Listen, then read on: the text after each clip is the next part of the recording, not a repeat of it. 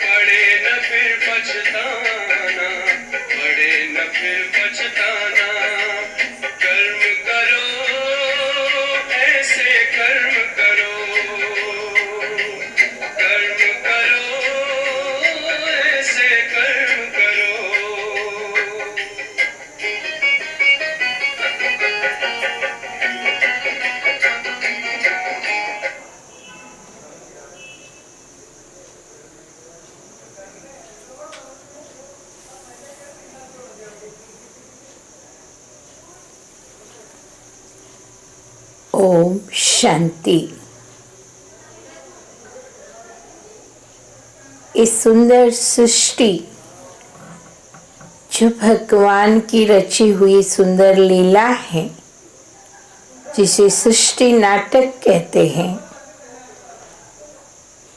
जो प्रकृति, पुरुष यानी आत्मा और परम पुरुष यानी परमात्मा, इन तीनों के संबंध से बनी हुई है। प्रकृति के अंदर देखेंगे आप लाखों करोड़ों जीव जंतुओं का, सागर नदियों का, गिरी कंदराओं का, पशु प्राणियों का, साथ में मानव प्राणी का भी अन्योन्य संबंध बना हुआ है। भूदेवी के ऊपर इतने सारे जीव जगत का निवास होता है। आपसे प्यार प्रेम बांट कर रहते हैं। एक दूसरे से ये जीवन गाथा जुड़ी हुई है। उसमें भगवान की अति सुंदर रचना मनुष्यात्मा। आजकल आप देखेंगे मनुष्यात्मा समझता है मैं ही इस पूरे भूमंडल के लिए चक्राधिपति हूँ, मैं ही सर्वस्व हूँ, सर्वाधिकारी हूँ। ऐसे समझ करके वो प्रकृति के नियमों का उल्लंघन कर रहा है, मनमानी कर रहा है, जिसका ही रिजल्ट हम देख रहे हैं। ये प्रकृति के 5 विकोप के रूप में हम सामना कर रहे हैं। मनुष्य प्राणी इस धरा पर एक पात्रधारी बनकर के ऊपर शांति धाम से उतरा, शरीर रूपी वस्त्र धारण किया थोड़े समय के लिए। समझिए किसी की आयु 100 वर्ष तो किसी के 50, किसी के 5 वर्ष तो किसी के 5 मिनट। कोई माँ के गर्भ में ही मरे हुए बच्चे भी पैदा होते हैं। इस सब का राज समझेंगे तो मनुष्य प्राणी बेफिक्र बेगम पुर के बादशाह बनकर के जीवन का आनंद ले सकता है। मनुष्य इस धरा पर जन्म लेता है, जो सोच चलता है, जिसके आधार से बुद्धि निर्णय लेती है और वो कर्म जगत में कर्म करने लगता है, तो कर्म का फल पाप या पुण्य के रूप में वो भुगतता है और अच्छे या बुरे कर्मों के फल पुण्य या पाप के रूप में वो भोगता है। कभी इसी जन्म का पुण्य पाप इसी जन्म में भोगता, कभी कभी ऐसे भी होता है पिछले कई जन्मों के कर्मों का फल किसी जन्म का अन्य किसी जन्म में भी भोगना पड़ता है। बंधुओं, प्रसिद्ध दो सिद्धांत भारत के हैं, एक कर्म सिद्धांत, दूसरा पुनर्जन्म सिद्धांत।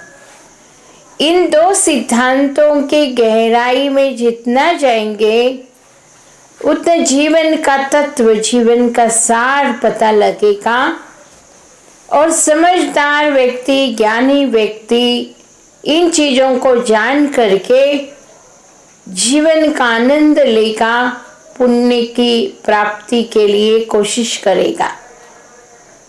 आप देखते हैं कई छोटे मोटे उदाहरण, कथाएं हमारे पुराने शास्त्रों में, महाभारत रामायण जैसे महान ग्रंथों में भी पाए जाते हैं।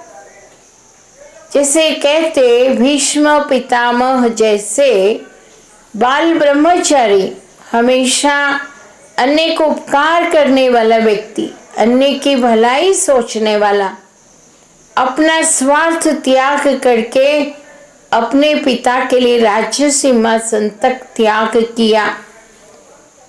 उनके बाल ब्रह्मचर्य का त्याग की गाथा वर्णित है। भीष्म प्रतिज्ञा मशहूर है। कोई बहुत दृढ़ संकल्प से प्रतिज्ञा करते तो कहते भीष्म प्रतिज्ञा है इनका। मन अचल अडोल दृढ़ संकल्पधारी, कभी अपनी प्रतिज्ञा से पीछे हटने वाला नहीं। तो बल ब्रह्मचारी, इतनी पुण्य की कमाई करने वाला भीष्म जीवन के अंत काल में शरशैया पर लेटना पड़ा बहुत दिनों तक। शरशैया, बाणों की शैया। क्यों? उसने क्या किया था?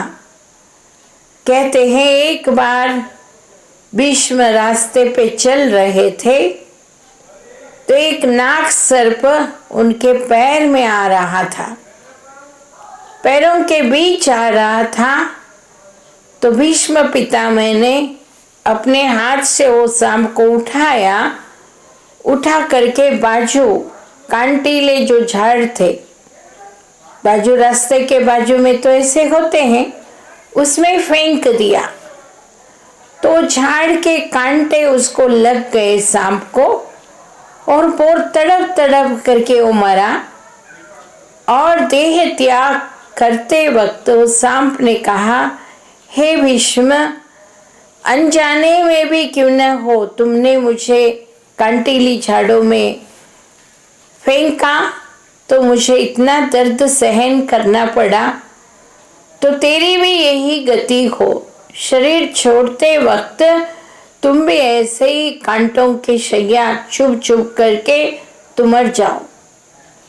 कहते एक साधारण प्राणी ने अपने दिल से दुख दर्द से श्राप दिया तो भीष्म पितामह को वो बाणों की शैया, शरशैया पर लेटना पड़ा। ऐसे कितने उदाहरण देखेंगे आप। कहते हैं रामायण में दशरथ महाराज सब कुछ अच्छा किया था, लेकिन अंत में बच्चों के विलाप में राम राम राम राम की याद में ही उसे शरीर त्याग करना पड़ा। क्यों? उसके पीछे भी कारण यही बताते हैं। दशरथ जब शिकार खेलने गया जंगल में तो सोचा कुएं में कोई जानवर पानी पीने आया है, तो बाण छोड़ा तो देखता है वृद्ध दंपति जो श्रवण कुमार के माता पिता थे, जो श्रवण कुमार अपने बुजुर्ग माता पिता को तीर्थ यात्रा पर अपने कंधे पर ढोके लेके जा रहा था। पानी पीने की इच्छा उन्होंने जताई तो पानी भरने के लिए कुएं पर गया और अनजाने में जानवर समझ करके दशरथ महाराज ने बाण चलाया। वो बाण ने श्रवण कुमार को मार डाला। तो श्रवण के माता पिता ने बहुत दुखी होकर के श्राप दिया, तुम कोई भी हो, इस बुजुर्ग अवस्था में जैसे हम अपने बालक से बिछुड़ने के लिए तुम निमित्त बने, अपने बेटे की याद में हम तड़प तड़प करके शरीर छोड़े, ऐसी ही गति तुम्हारी भी हो। उनके दिल से निकला हुआ वो दुख के शब्द श्राप के रूप में महाराज दशरथ को भी चुभने लगा और अंत में उसको भी वही हुआ। ऐसे हजारों लाखों घटनाएं मिलेंगे जो ये सिद्ध करते हैं कि जीवन में जाने अनजाने में भी मनुष्य से जो भी कर्म होते हैं अच्छा या बुरा, उसका रिजल्ट अवश्य मिलेगा। कहते हैं किसी को कुछ देते हैं, वो रिटर्न होके वो दान की हुई चीज हमारी रक्षा करता है। साधारण सी बात है, एक बहुत बड़े साहूकार की बहू थी। वो बहू के आगे रोज एक भिखारी आता, लेकिन वो ये साहूकार व्यक्ति बहुत कंजूस था, एक रोटी भी गरीबों को देना नहीं चाहता था। तो बहू जो अच्छे घराने से आई हुई थी, दान धर्म के उसमें संस्कार थे, उसने भिखारी को कहा तुझे मैं क्या दूं, हम ही बासी का रोटी खा रहे हैं इतने बड़े घर के होके भी, और तुझे मैं क्या दे सकती हूँ। साहूकार के कान में ये बात पड़ी तो साहूकार ने बहू को बहुत प्यार से बुला करके पूछा, क्या बहू हमारे घर की आबरू निकाल रही हो? तुम तो रोज 3 टाइम गरम खाना खाती हो और भिक्षुक के आके बोल रही हो कि हम ही बासी का खाना खाते हैं, तुझे कहाँ से देंगे? तो बहू ने कहा, पिताजी ऐसी बात नहीं है, बासी की रोटी यानी पिछले जन्म में जो पुण्य किए थे वो पिछले जन्म का इस जन्म में खा रहे हैं। इस जन्म का कोई पुण्य हमारा जमा नहीं है, क्योंकि इस घर से एक गरीब को रोटी तक भी दान में नहीं मिलता है, इसीलिए मैंने दर्द से ये बात कही। तो ससुर जी बहू को छुट्टी देता है, कोई बात नहीं बहू, तुम रोज एक रोटी दिया करो। तो रोज बहू रोटी देती है। कहते हैं जब ससुर जी रास्ते में जंगल से आ रहे थे तो जंगल के बीच बहुत जोर से हवा छूट गई, तूफान बारिश के बीच वो जैसे हैरान हो गया। कहते एक जगह ठहरा तो बड़े बड़े बर्फ के टुकड़े बारिश में उसके सिर पर पड़ने लगे। तो कहते हैं उसने अपने जीवन काल में किया हुआ पुण्य याद किया, तभी सिर्फ उसको एक रोटी नजर आ रही थी। बहू के हाथ से उसने दान करवाया था एक एक रोटी। कहते वो रोटियां जिसे बहू ने दान किया था, वो रोटियां उसके सिर पर ऐसे ऐसे डांस करके उसके सिर की रक्षा कर रहे थे। मतलब कहने का, एक रोटी गरीब को दिया, वो उसकी रक्षा करता रहा। ऐसे ही जीवन में जब हमारे पास होता है तभी दान करने की, दूसरों को सुख देने की भावना हो। ऐसे नहीं हमारे पास ही रहे, हम क्यों उठा के देवे।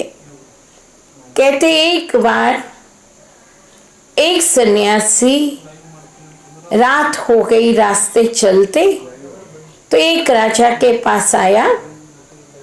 ऊपर संदेशा भेजा, राजन एक सन्यासी आया है, एक रात के लिए यहाँ आस्थान में वो स्थान चाहता है। रात को रुक करके वो सुबह अपनी यात्रा आगे के लिए बढ़ाना चाहता। राजा ने कहा अच्छा है, आप उसको भोजन आदि का इंतजाम करो, सोने का इंतजाम करो, एक पुराना कोई चादर ओढ़ने के लिए। तो बहुत ठंडी के दिन थे, तो राजा के कहने से सेवकों ने उसको एक फटी हुई चादर दिया, भोजन खिलाया। रात को सो गया सन्यासी। कैसे भी सन्यासी के पास कुछ नहीं था लंगोटी कमंडल के सिवाय, वही फटी हुई चादर ओढ़ करके वो ठंडी में गिड़गिड़ाता हुआ सोया और सुबह उठ करके आगे चल पड़ा। आगे अपनी यात्रा में आगे बढ़ा। कहते फिर वही राजा के आगे एक बहुत बड़ी संकट की घड़ी आ गई। शत्रु राजा ने इसके ऊपर वार किया तो ये हार गया। तो शत्रु ने इस राजा को बंदी बनाना चाहता था, इसलिए राजा अपनी पत्नी बच्चे सहित एक घोड़ा लेकर के चल पड़ा। हाथ में कुछ नहीं, भूख प्यास से राजा तड़प रहा था। ठंडी के दिन थे, बहुत दूर रात चलते चलते वहाँ जंगल में एक टिमटिमाता हुआ दीपक नजर आया। तो राजा वहाँ गया। बहुत नम्रता के साथ राजा ने साधारण वेश धारण किया था प्रजा का। तो सन्यासी भी नहीं पहचान पाया। राजा ने कहा महाराज, एक रात रुकने के लिए आपके पास स्थान दोगे? तो सन्यासी ने बहुत खुशी के साथ उसका इंतजाम किया। ही सन्यासी, उसके पास होता क्या? उसके पास वही चादर बचा था जो राजा के आस्थान में सेवकों ने ओढ़ने के लिए दिया था। वही फटी हुई चादर राजा को ओढ़ने के लिए दिया सन्यासी। और राजा रात भर तड़पता रहा, नींद नहीं आई, करवट बदलता रहा और सोचता रहा, काश मैं जब राजा था मेरे हाथ में सब कुछ था। अगर ये सन्यासी महाराज को मैं अच्छा कंबल देता तो वही कंबल आज मेरी रक्षा करता। मेरे सेवकों ने फटा हुआ चादर दिया, जिसका ही रिटर्न आज वही फटा हुआ चादर मिल रहा है। ठंडी से इतनी रक्षा नहीं हो पा रही। कहने का भावार्थ, जब हम अच्छे हैं, अच्छे होते हैं, दो रोटी है, मेरे लिए एक रोटी है, दूसरी रोटी मैं उठा के किसी को दे सकती हूँ, तो उदार चित्त होकर के विशाल हृदय से मैं दूँ उस घड़ी, तो मेरे को वो 2 रोटी के बदले में 10 रोटी मिलेंगी। कुछ भी दान किया हुआ कभी खुटता नहीं है, हमारे खाते में पुण्य के रूप में जमा होता है। ये हमें याद रहे। एक तो गुप्त दान महापुण्य कहा गया है। किसी को दिखाने के लिए, नाम मान शान के लिए हम दान नहीं करें, कोई पब्लिसिटी के लिए नहीं करें। हम जो भी हम पुण्य कर्म दान करते हैं वो हमारे खाते में ही जमा होता है। ये कर्मों की गुह्य गति का ज्ञान परमात्मा पिता हमें दे रहे हैं। तो श्रेष्ठ कर्म ही हमारी रक्षा करता है। इसीलिए हम विशेष अपने जीवन काल में ये लक्ष्य रखें कि हम श्रेष्ठ कर्म जितना हो सके उतना करें। किसी को दिखाने के लिए नहीं, प्रसिद्धि के लिए नहीं करना चाहिए। दिल से किया हुआ पुण्य कर्म किसी के भलाई अर्थ, कोई समाज कल्याण अर्थ या भगवान की सेवा अर्थ कुछ भी अच्छाई के लिए करते हैं, वो अच्छे कार्य में विनियोग होता है तो उसका सारा पुण्य हमारे खाते में शामिल हो ही जाता, जो रिटर्न होकर के पदम गुणा होके हमें संकट की घड़ी में रक्षा करता है। इसीलिए कहा जाता है जैसा कर्म वैसा फल, यथा कर्म तथा फल। जो बीज बोएंगे वैसे ही फल पाएंगे। नीम का बीज बो करके आम के फल की प्रतीक्षा नहीं करनी चाहिए। जो बोएगा वही पाएगा। इस सृष्टि का नियम है। ये मन के संकल्प के लिए भी, वाणी के लिए भी और कर्म के लिए भी यही सूत्र अप्लाई होता है कि मन से हमेशा हम दूसरों के प्रति शुभ सोचते हैं। शुभ सोचते सोचते शुभ संकल्पों का भंडार बन जाते हैं। हमारे मन को शुभ संकल्पों का भोजन देने से वही आदती बन जाता है। वो हमेशा शुभ संकल्प की ओर ही बढ़ता है। अगर अशुभ करते हैं, ईर्ष्या द्वेष घृणा से युक्त, प्रतिकार की भावना से युक्त संकल्प करने की आदती है, तो वही आदत हमें अंतकाल में भी धोखा दे सकता है। अंतकाल सुहावना हो उसके लिए जीवन काल में हमेशा हम आत्मचिंतन करें, प्रभु चिंतन करें, हमेशा शुभ सोचे, शुभ बोले और अन्य के प्रति शुभ भावना रखते हुए अपने मन से, वाणी से, कर्म से अन्य को भी सुख देने की भावना रखे। कहा जाता दुख देंगे तो दुखी होकर के मरेंगे, सुख देंगे तो अंत घड़ी वो सुख आपकी रक्षा करेगा।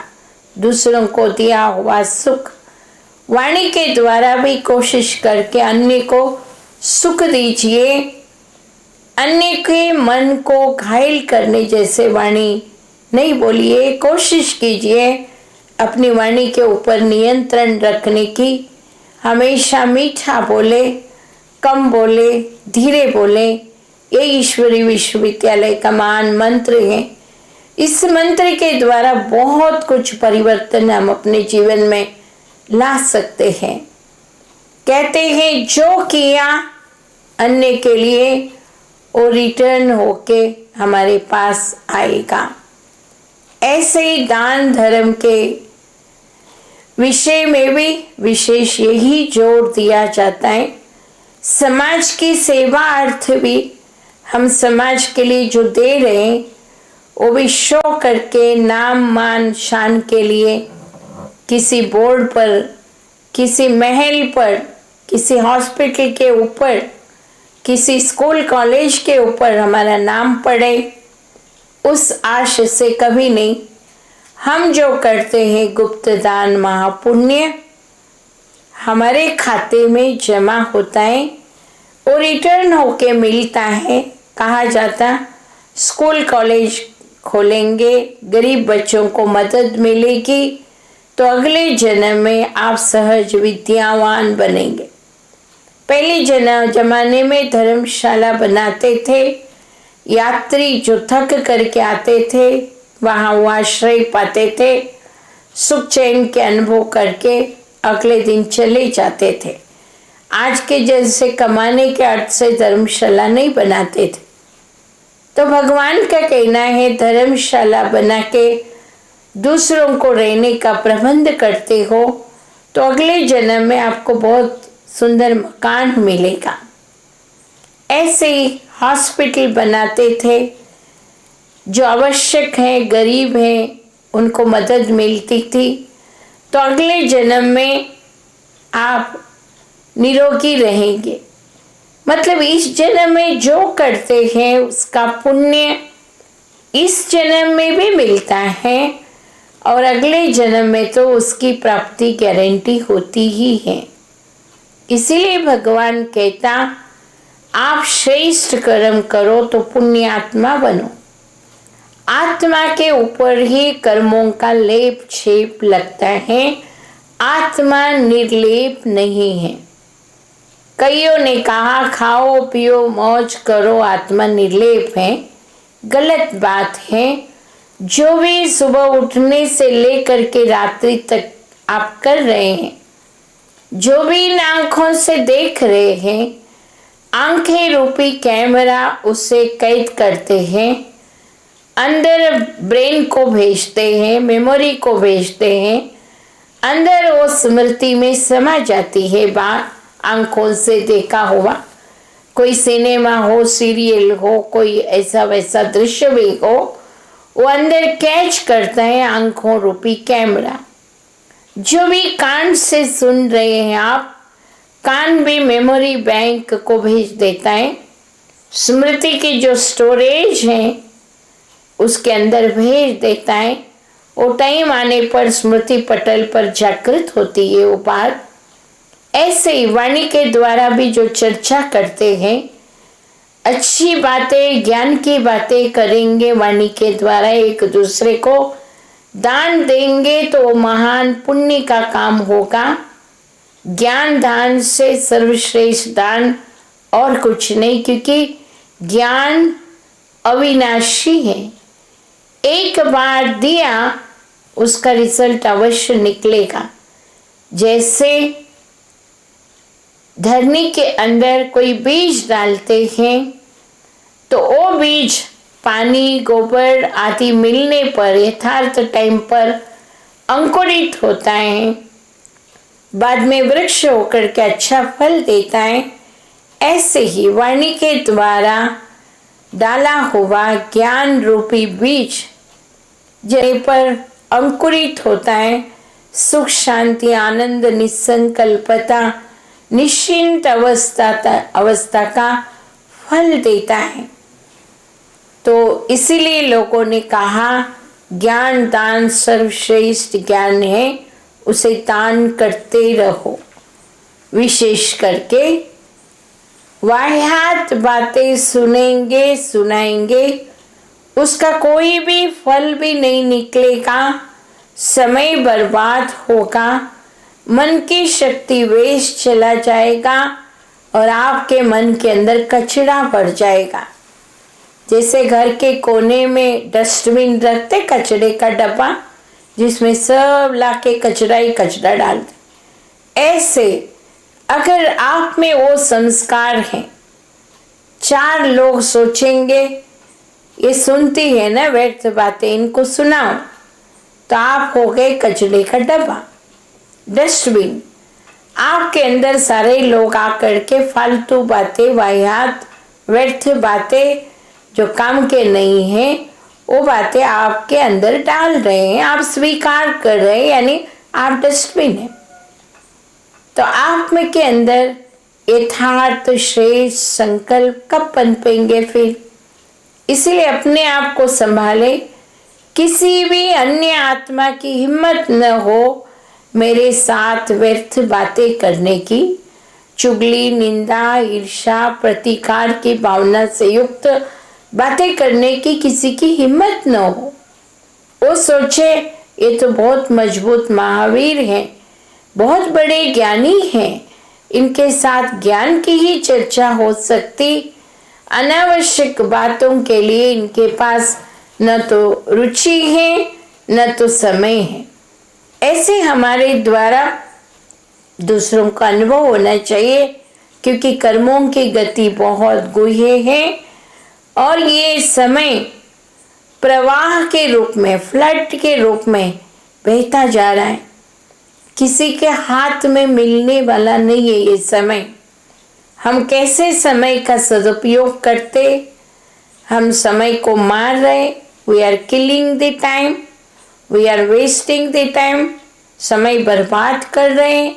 क्या कर रहे हैं? समय का सदुपयोग कर रहे हैं, वो हमारे ऊपर डिपेंड करता है। इसीलिए भगवान हमें शिक्षा देते हैं कि ये मानव जीवन जो मिला है बहुत अमूल्य है, इसे ऐसे ही फालतू बातों में व्यर्थ नहीं गंवाओ।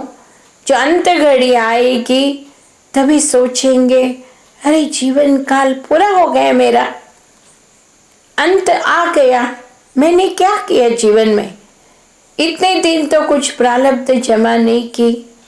वो तो बाल बच्चे, शादी विवाह, पोतरे दोतरे, मकान दुकान बनाना, ये सब तो पशु प्राणी जानवर भी करते हैं। हमने भी किया तो क्या किया? मनुष्य प्राणी भी जानवरों के जैसे ही जीवन व्यतीत किया तो क्या प्राप्ति जमा किया? ये जीवन, ये मनुष्य जीवन हमें भगवान से वरदान के रूप में मिला है। तो एक एक सेकंड इस जीवन काल को हम अच्छे कार्य के लिए व्यतीत करें। सुबह से लेकर के शाम तक हमसे कैसे काल ग्रहण हरण कर रहे हैं, कितने समय बीतता जा रहे हैं। हम बर्थडे मनाते, हम कहेंगे 25वां पूरा हुआ, 26वां, 30 पूरे हो गए, 31वां चल रहा है, लेकिन इतने वर्ष बीत गए, यानी हम मृत्यु के करीब जा रहे हैं। तो बर्थडे मनाने की खुशी तो है, लेकिन न्यू ईयर मनाने की खुशी तो है, लेकिन न्यू ईयर क्या हमें सूचना दे रहा है? कितने फास्ट गति से समय का चक्र फिरता जा रहा है। कितने वर्ष गए, मास गए, हफ्ते गए, मिनट गए, सेकंड गए, कितना समय गया, अभी कितना मेरे खाते में बचा है, ऊपर वाले ही जाने, न जाने कोई मनुष्य। कब अंत घड़ी है किसकी कैसी, कोई नहीं जानता।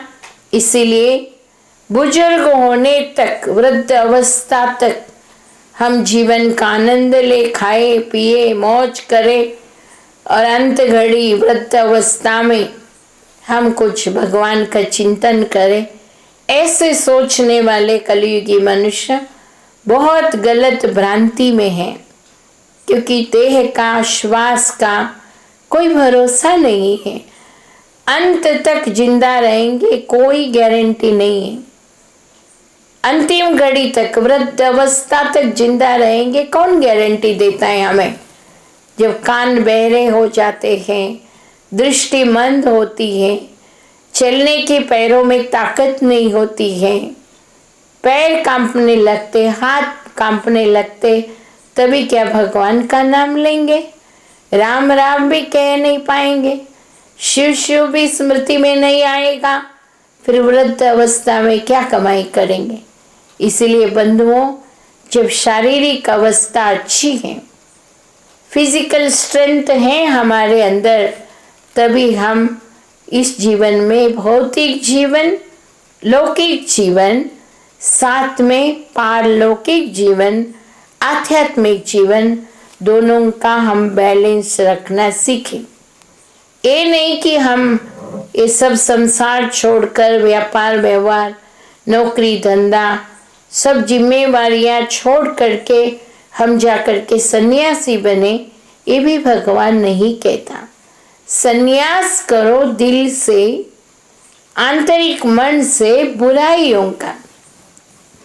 कई बुरी आदतें हैं, बुरे संस्कार हैं, बुरे कार्य में आपका मेहनत का पैसा विनियोग कर रहे हो, उन चीजों से आप अपने आप को दूर रखो, बुरे कर्मों से अपने को दूर रखो, अच्छे कर्म में लग जाओ।